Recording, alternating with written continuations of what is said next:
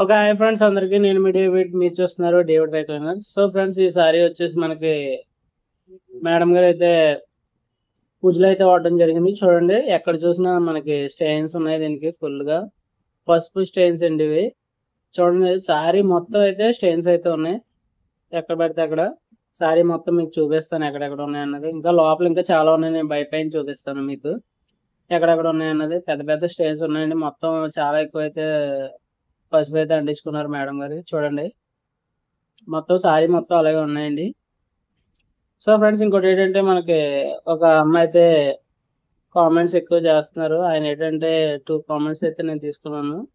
ఒకటేంటంటే steam iron మీద గంజి బట్టలు చేయొచ్చా అని, ప్యాంట్ షర్ట్‌లు అని అడిగారు. రెండోదేమో పట్టు చీరలని చేయొచ్చా అన్నారు. చేయొచ్చండి. కాకపోతే కొంచెం క్వాలిటీ అన్నది తేడా వస్తది.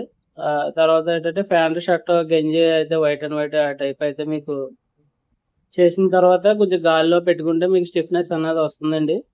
సరే, టాపిక్‌లోకి వెళ్ళిపోదాం. ఇది చూడండి, మనకు సారీ అయితే అయిపోయింది. చూడండి, మనకు సారీ మొత్తం ఓపెన్ చేసి చూపిస్తాను. క్వాలిటీ అనేది ఎలా వచ్చిందో ఒకసారి చూడండి. సారీ మొత్తం ఫుల్ షైనీ అనేది వచ్చింది. దీని డ్రై క్లీనింగ్‌తో పాటు పాలిషింగ్ కూడా పెట్టాం. చూడండి, సారీ అనేది ఎంత నీట్‌గా అయితే వచ్చిందో, ఫుల్ షైనీగా వచ్చింది. ఇక స్టెయిన్స్ మొత్తం అయితే పోయినాయండి. మీకు సారీ అంతా ఓపెన్ చేసి చూపిస్తాను. మొత్తం చూడొచ్చు మీరు. చూడండి, అది అటు సైడ్ ఇందాక చూపించాను కదా! ఇప్పుడు సెకండ్ సైడ్ అండి ఇది. ఈ సైడ్ కూడా చూడండి.